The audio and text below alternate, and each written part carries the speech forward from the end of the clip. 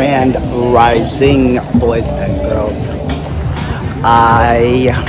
This is a little intro video to the video you're about to see, which is my story.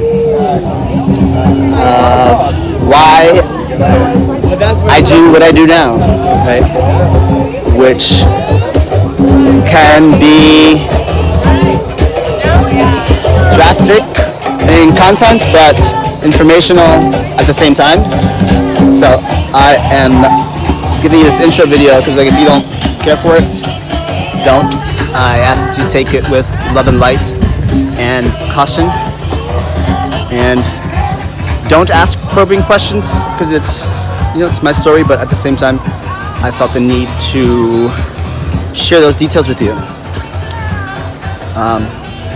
so others can see and understand where I'm coming from and the person behind the cards, right?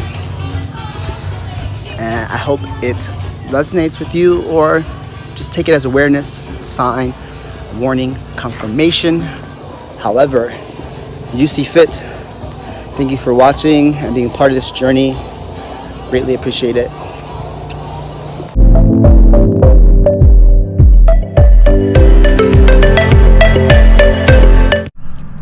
Good morning, Grand Rising. Today's message of the day is not necessarily going to be a message. This is the death card.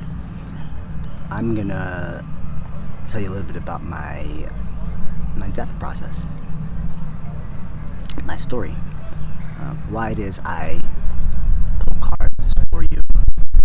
I've been asked this weekend a lot, how did you get into this? What brought you to this light? And yesterday, in full depth, I went through my story for the first time, honestly. And everybody has a rebirth process, right? A death process. Something must die before something must begin, right? Something must end before something else can begin. And I come from a dark light of utilizing drugs to heal my emotional wounds.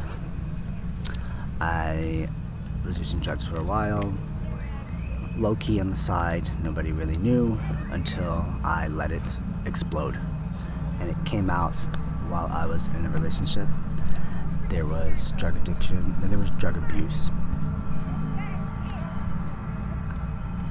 There was physical abuse, mental and emotional abuse come with it as well.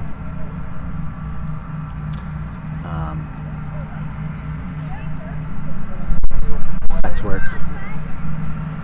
was my primary revenue generator, along with selling drugs.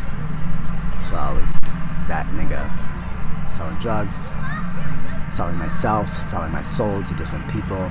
Can you hear the gongs in the background? They're doing a sound healing. I was in a dark place, using drugs to hide my emotions of how I really felt about somebody. At the same time, we're doing sex work, so we're sleeping with other people for money and donations, of course, and it was torturous on my soul. Like, I loved somebody and I got to witness to them having sex with somebody else, and it destroyed me on the inside. And then at the same time, we were on so much steroids that our rage was ridiculous. We would beat the shit out of each other on a daily basis, out of love, right? When you hit somebody, you're in that much pain. You're in so much pain that you result to physical manner, right? Hitting somebody is an expression of pain.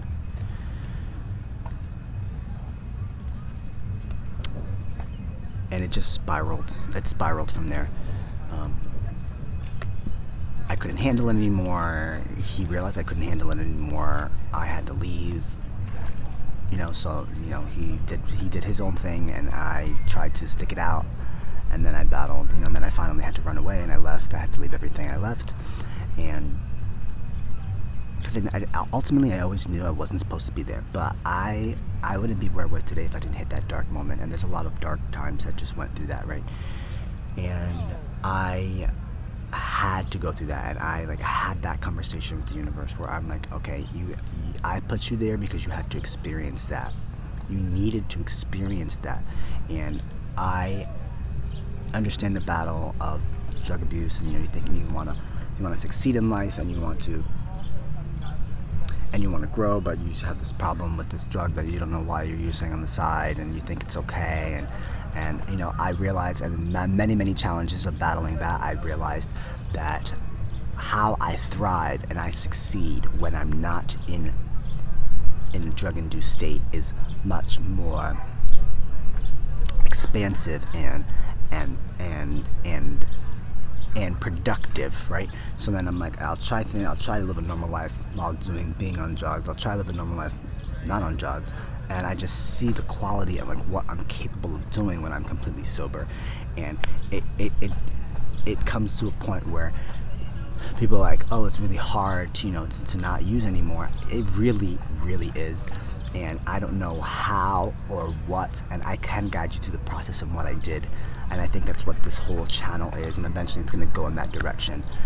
How I actually pulled myself out of that, and it just gets to a point where you're so sick and tired of being sick and tired of the same thing over and over and over and over again. That is called addiction. When you do something over and over and over again, you're expecting a different result, but you already know what the result's going to be, right? Expecting a different result, but I already knew what was going to happen. I remember times where I'm just like, okay, this is not going to go well, and I would do it, and I'm just like, I just told myself I'm not going to have a good time. It was a very dark place. I literally thank the universe for showing me that light for the very short time that it did, and I'm thankful that's all it was, because I know there are people that are still stuck there, and my whole message, my 6 minutes and 27 seconds of this is telling you that there is the light at the end of the tunnel. There is a better life outside of that, like a cleaner, and I don't mean cleaner like I'm here, I just pop some mushrooms, like this found bath, I'm still doing what I want to do, but in a different context, right? So if you made it this far and you actually caught that, kudos to you. Let me give you a message of the day. Let's use the shamanic healing deck, right? Shamanism was the first book that I read, spirit hacking in the path to my spirituality. The Power of Now actually was. So if you want to read that, if you are struggling with that and you want to get into that, stripping illusions. Oh my God, literally, right? So I had this facade.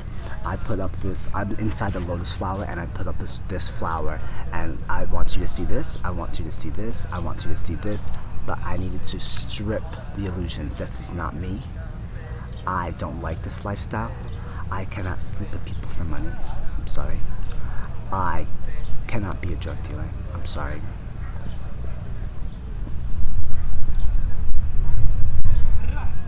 I cannot sleep with multiple people. I'm sorry.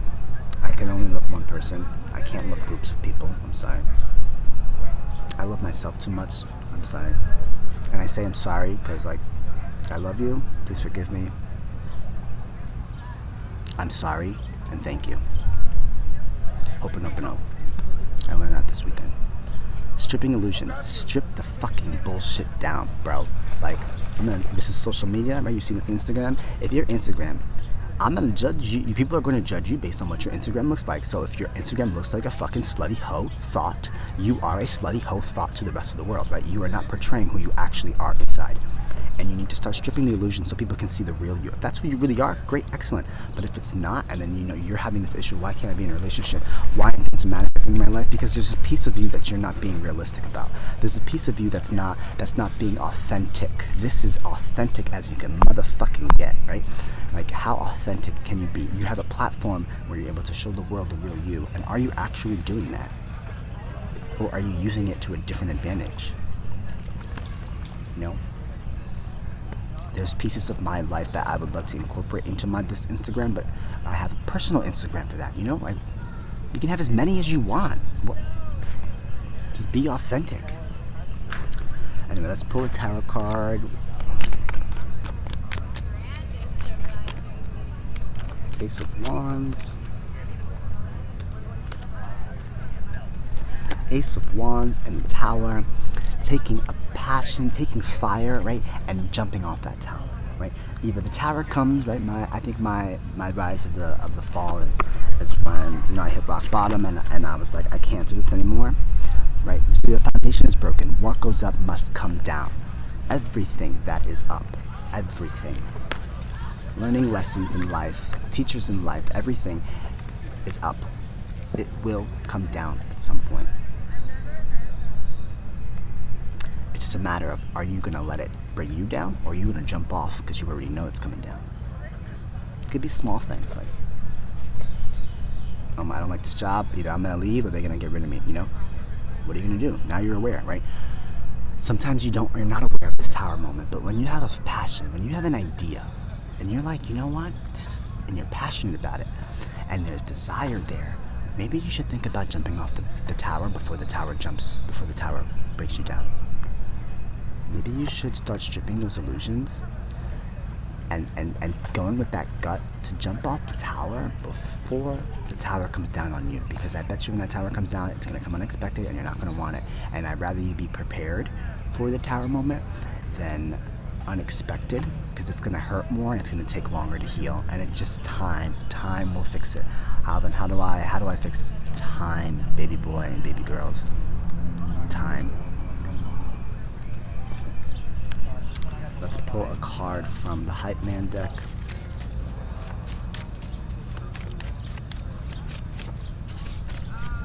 I'm sweating like no other in the sun. I probably just got 10 times darker.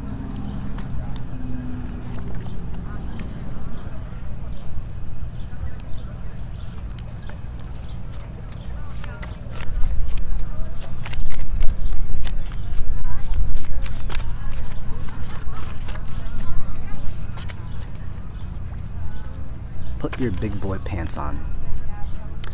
Put your big boy pants on and jump off the fucking tower if you need to, because you need to zen yourself, sis. Zen yourself and put your big boy pants on.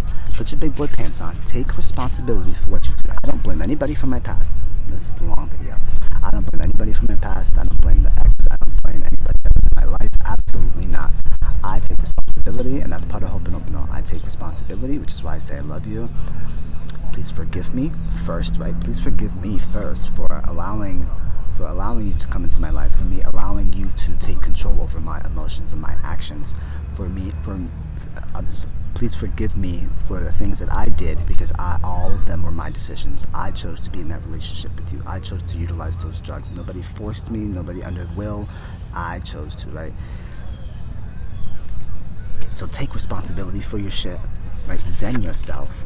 Put your big boy pants on. Take responsibility for the shit that you do. There's no one to blame. It's not mommy, daddy, oh, I do drugs because my boyfriend, my girlfriend drives me crazy. No.